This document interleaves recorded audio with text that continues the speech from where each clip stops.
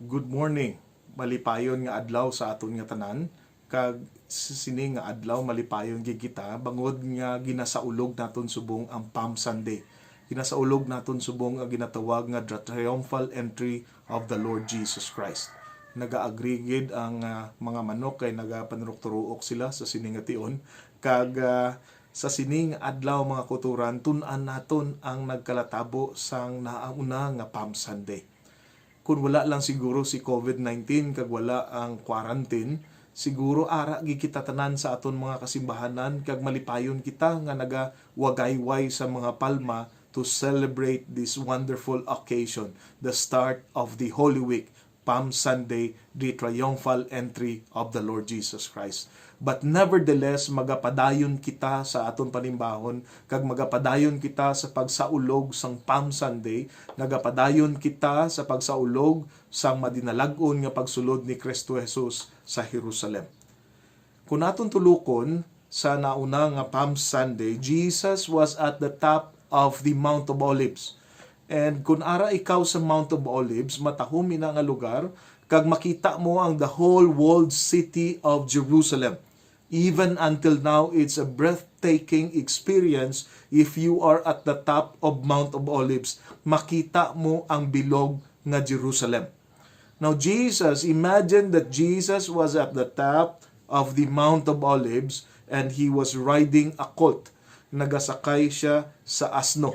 And along the way, sa isa ka very narrow road, even up to now, it's a narrow road, kag magapadulong si Jesus Christ from the Mount of Olives going down to Jerusalem.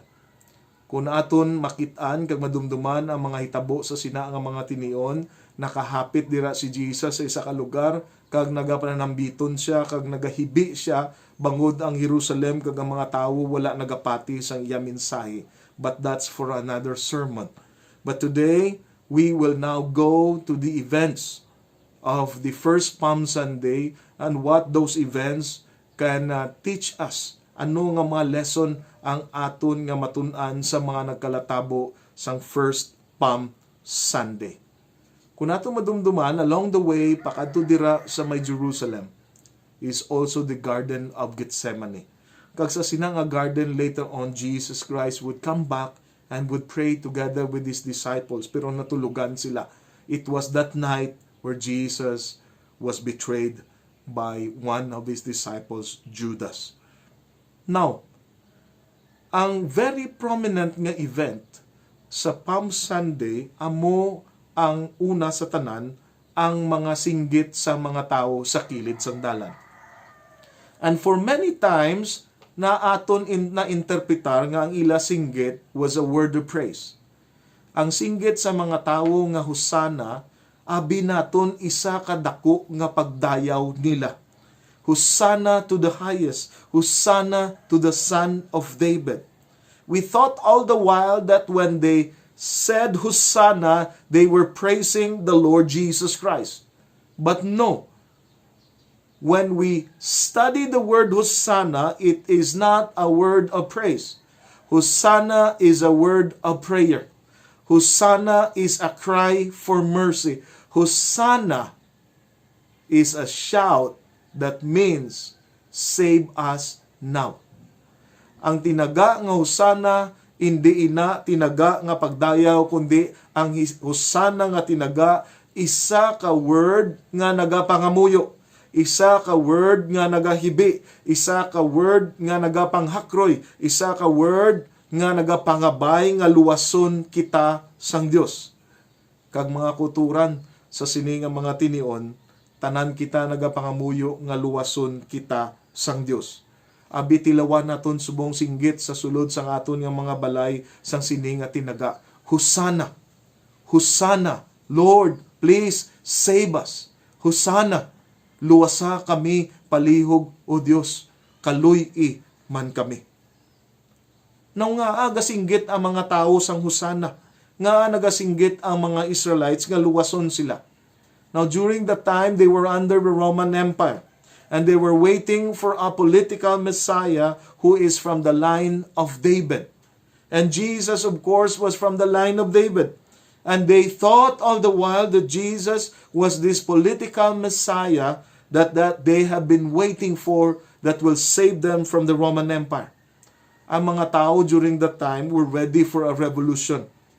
Grabe ang mga singgit nila kag ginulbaan ng mga leaders sang Jerusalem during that time. And that is the reason why along the way, siguro imagine ta, hundreds, thousands of people were at the road towards Jerusalem, kag ang mga leaders ginakulbaan sila kag nagpangabay sila kay Jesus. Siling niya pahipusa ang mga tao.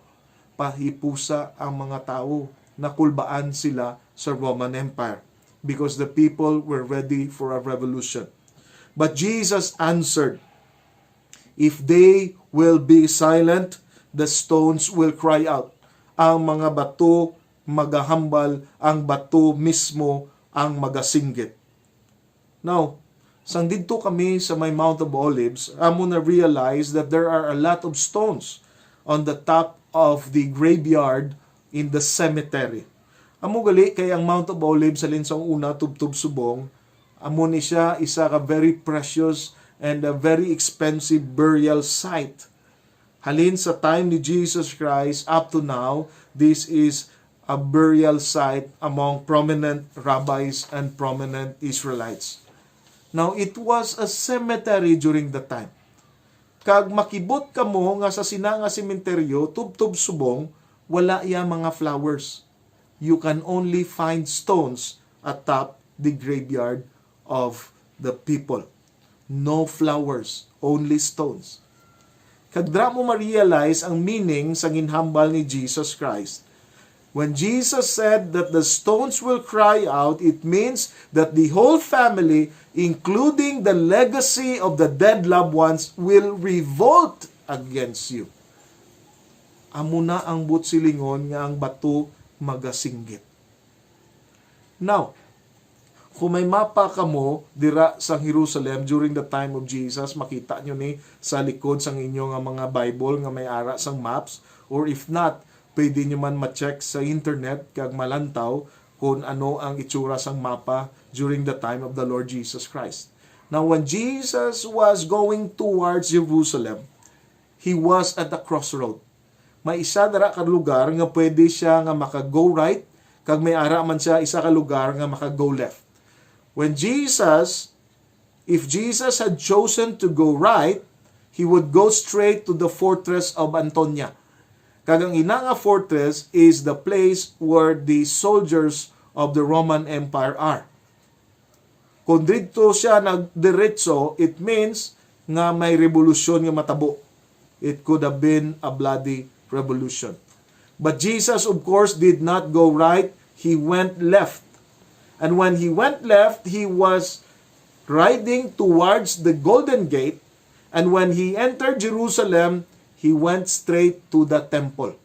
Amo na iya ang gindiritsuhan ni Kristo Jesus ang templo. Now, what can we learn from this event? Let me use the word PAM for our reflection today. Letter P, letter A, letter L, and letter M. Letter P.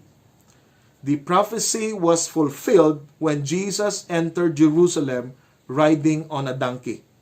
Ang Matthew chapter 1, 21 verse 5, nag-record sang fulfillment of the prophecy made by Zechariah. It says, "Rejoice, O people of Zion. Shout in triumph, O people of Jerusalem. Look, your king is coming to you. He is righteous and victorious, yet he is humble, riding on a donkey, riding on a donkey's colt." Makita ini sa Zechariah chapter 9 verse 9. Now, this is just one of the many records in the Gospel about the fulfillment of the prophecies in the Old Testament. Kung atong tulukon mga kultura ng Old Testament, na kumplito ang tanan nga libro sang Old Testament at the year 450 BC. But silingon, the Old Testament is about 2,700 years old from Genesis to Malachi. This means that the latest book is 450 years old, older than the birth of the Lord Jesus Christ. Kag sa Old Testament, may mga sobra 300 ka mga prophecy nga gin-fulfilled sa kabuhi ni Kristo sa iya kamatayon kag sa iya nga pagkabanhaw. Now, kung usaron nato ng mathematics, the odds of anyone fulfilling this amount of prophecies are very staggering. Ang mga mathematicians, amo ini ang ila computation. Now, listen carefully. One person fulfilling 8 prophecies is 1 quadrillion. 1 in 1 quadrillion. Kahit mag-gets naton, ang 100 quadrillion has about 15 zeros after 100. Now, let's go forward. One person fulfilling 48 prophecies is one chance in 10 to 257 power kung aton tulukon. Wow, damo-damo na yung nga zero nga ibutang mo sa after the number 1. And then one person going forward, and this is Jesus Christ. One person fulfilling 300 plus prophecies. It's staggering. It's only the Lord Jesus Christ that could have fulfilled that and has fulfilled that. Now, what happened during the time of Jesus is not a coincidence. Jesus is really the Messiah. This teaches us that we are all assured that the prophecies are all true, and some prophecies that are still to be fulfilled will surely be fulfilled. And what is that one prophecy nga aton ginahulat? It tells about the second coming of the Lord Jesus Christ. It will surely be fulfilled. Kung si COVID-19 amo ang isa ka signs of the times, then let it be. We must all be prepared.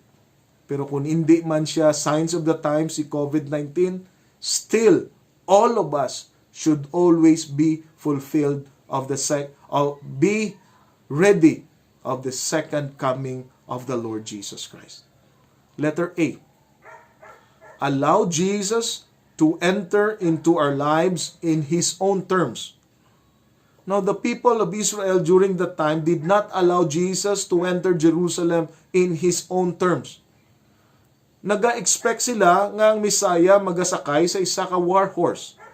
But Jesus rode on a donkey, a symbol of peace. They were expecting Jesus to lead a revolution against Rome. Instead, Jesus went straight to the temple and started another kind of revolution.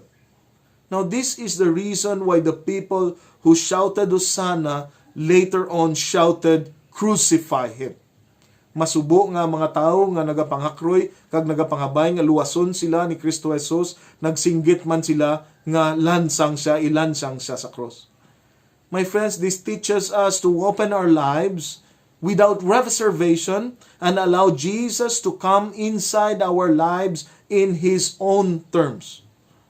Sa sini nga mga inadlaw ako nakit-an kag nagbatyagan nga madamo nga mga tao ang nagpanumbalik sa Ginoo. Madamo ang nagapamalandong, madamo ang nagapangamuyo, madamo ang nagbukas liwat sang ilang nga mga Biblia. Kabay pa nga magapadayon kita sa pag-abri sang atong mga kaugalingon sa pagsulod sang Dios sa aton nga mga kabuhi sa iya pamaagi kag indi sa aton luyag. That is the second lesson for us today. Now, thirdly, letter L. Learn to live humble lives. Now, Jesus was surrounded by people who wanted Him to be their king. Many times si Jesus gina-approach sa mga tao. In Matthew chapter 21 verse 10, it is described there that the whole city was stirred and they were asking who this person is that would lead the people out to shout Hosanna to the Son of David. Blessed is He who comes in the name of the Lord. Hosanna in the highest heaven. Sinuni nga tao ang makapasinggit sa mga tao. And this was the Lord Jesus Christ. The people wanted Him to be their king. They were shouting, "Save us now." But Jesus did not turn away from His main objective. Jesus did not give in to their demands. Jesus remained humble as he moved forward towards the cross. Sa iba niya mga tradisyon, ang mga Kristiyano nagadala sang Palm Sunday during Palm Sunday. And after the worship service, ginatipon nila ang mga palm leaves, kag then ginatago ini, and then this will be brought out during Ash Wednesday. Kag sunugon ini, kag ang mga abo sang sina ang mga palma maga-signify nga maga-remind sa mga tao that we came from dust. And ashes to ashes, we will return from dust to dust. Naga-remind sa aton of our mortality. Kung ma-remind kita sa aton mortality, we are reminded to live humble lives. Ang COVID-19 naga-remind sa aton mortality. Damo ang nagkalamatay, damo ang nagamalasakit, kag damo pa ayhan ang mapatay. Ang ini nga virus nagapamuklat sa aton mga mata that we are helpless, kag wala gi kita mahimo mga kuturan kung wala ang Dios sa aton mga kabuhi. We are helpless without God in our lives. Kung maglipas na ang ini nga virus, kabay pa nga hindi kita magbalik sa aton binugalon nga klase nga pagpangabuhi. Kabalo ka mo nga sa subong nga mga inadlaw, nasubuan gid ako personally kay may mga nagtuluhaw sa Facebook nga mga groups sang sini nga quarantine period. May ara sa mga Bernadagol nga mga Facebook group, kag may ara man sang Panay versus Negros. Grabe ang sinuyaay dira, kag grabe ang tinikal, grabe ang pagbinugal sa mga tao sa sina nga mga Facebook groups. Matuod gid ang halambalanon nga nagasiling, an idle mind is the devil's playground. So palihog mga kuturan, kung ara kamo sa sina nga group, kag makabati kamo sa akon nga panghambal, buwa na kamuda palihog. Kag kung ikaw ang nag-ubra sang sina nga group, kabay pa nga makapamalandong na ikaw subong, kag dulaon mo na ang ina nga mga Facebook groups. Let us live humble lives. Let this time of quarantine period remind us of our mortality. Nadumduman kong istorya sang isa ka sang asno nga ginsakyan ni Kristo Jesus. Katahom sang sining istorya, it's just a tradition.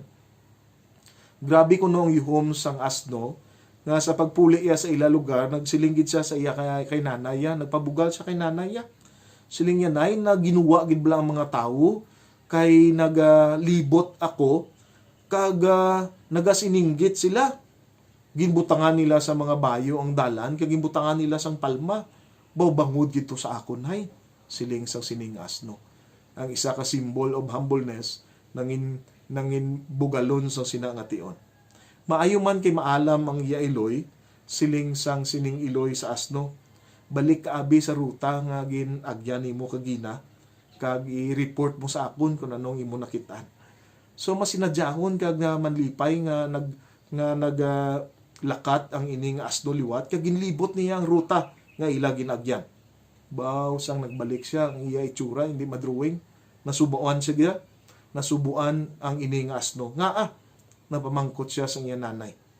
Balyanay, wala gid sang tawo nga nagsapak sa akon. Wala gid sang tawo nga nagsapak sa akon.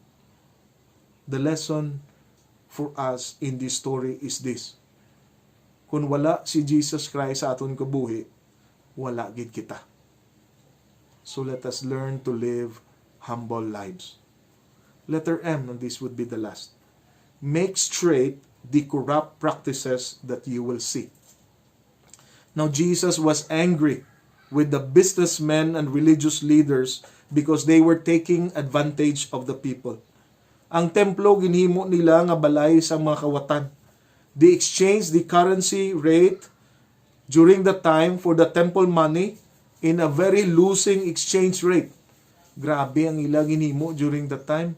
Hindi ka maka-offering kung hindi temple money imo gamiton.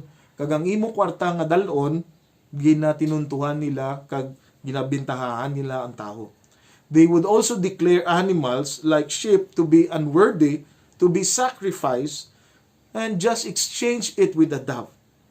And then, ginabligya nilang ini nga karniro sa ibang nga tao kag nagaginansya sila. It was a very lucrative business, but a very corrupt one. Dumduman niyo si Joseph kag si Mary during the dedication of the Lord Jesus Christ. Anong ilagin dala? They were not able to bring a sheep or a cow. Siguro gintuntuhan man sila. Wala lang nabutang sa balaan nga kasulatan. But the one that they sacrificed was a dove. The lowest sacrifice or the lowest offering nga imo masacrifice. This was because of the corruption of the religious leaders and the businessmen. Amo ining subong bangod sa virus, may nadakpan kita nga mga tao kag na news nga nag-overprice ang mga alcohol, naga-overprice ang mga face mask, naga-overprice ang madamo nga mga bagay. Nadakop sila, ang iban wala pa nadakpan. May ara man balita nga mga testing kits nga ginbakalin sa sagwa kang nagabot diri sa Pilipinas, 40% gid hindi masaligan. Ay nano na lang na iya karon. Makita mo sa subong nga mga panaghon ang pagkaalwan sa mga tawo, kag makita mo man sa sini nga mga panahon ang kadalok kag ang pagpamintaha sang mga tawo. Ano ay ang pamatsyag sang Dios sa mga ginaobra naton? Kung aton balikan ang palatukuran, makita gid naton nga may kaakig si Kristo Jesus. So to those of you who are hoarding, to those of you who are taking advantage, to those of you who are overpricing, let it be that you will be reminded that Jesus is angry with these practices. Jesus expressed what the Bible scholars are calling as righteous anger. Righteous anger. Bangod sa matarong nga pagtindog ni Kristo Jesus, siya may dako nga kaakig, and He drove out all those who were buying and selling in the temple during the time. Those people who made the temple as the den of robbers. Mga kuturan sa siningang mga panahon, we also need to express this righteous anger every time we see injustices around us. Our righteous anger should lead us to actions that will correct corrupt practices. Kabay pa nga makita gid kita nga matarong ilabi na gid sa sining mga tinion. Kabay pa ang mga Kristohanon magapakita gid nga mga matutuod kita nga mga Kristohanon. My friends, as I close this sermon, sa sining nga Palm Sunday, Jesus is making His way towards our hearts now. May Jesus have a triumphal entry in our lives. Let us continue to pray, Hosanna. Lord, please save us now. Hosanna to the highest. Nagapangabay kami sa imo, O Diyos. Happy Palm Sunday, everyone. May God bless us all.